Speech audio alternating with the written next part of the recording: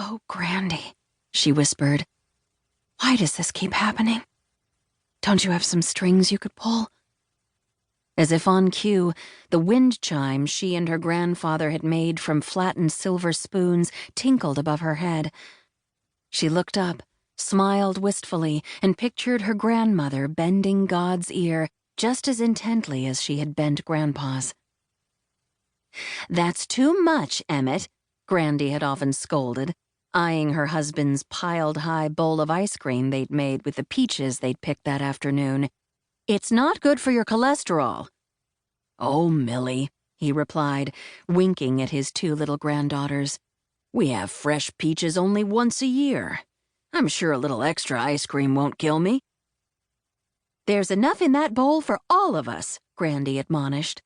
But her childhood sweetheart just grinned at her impishly as he licked his spoon.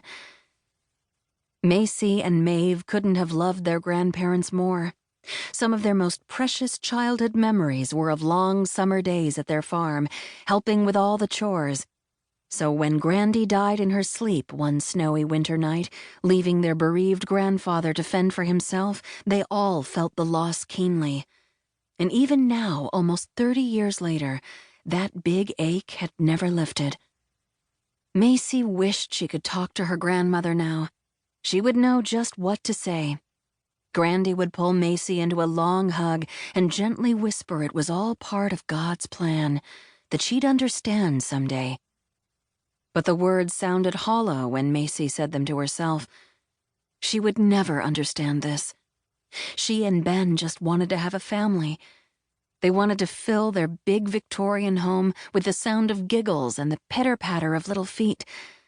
They wanted to look at each other over mugs of steaming coffee, piles of wrapping paper, and a passel of happy, toddling little people on Christmas morning.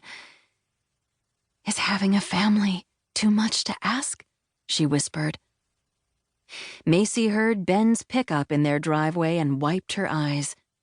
She sat up, bracing herself for the all-too-familiar sorrow in his eyes. She knew they would get through this, but how much more could they bear? The only affection they seemed able to muster these days was holding hands, and when they did stir the embers and make love, it was bittersweet. It isn't supposed to be this way, she thought. Young married couples are supposed to look forward to making love.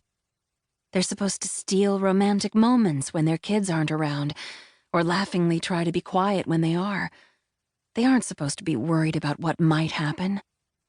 Loving each other isn't supposed to be so shadowed with fear. Macey looked out at the line of ancient willows planted along the river and watched their long, slender leaves swirling like gold confetti up into the stormy sky. She'd always loved willow trees. When she and Maeve were little, they'd sat out on their grandparents' front porch and watched the willows dancing in their yard. "No matter how fiercely the wind blows," Grandy explained, "they just bend and sway, and their deep roots are so wide and strong they rarely fall. They may lose a few branches," she added, "but if you leave them on the ground, they'll take root and become a new tree."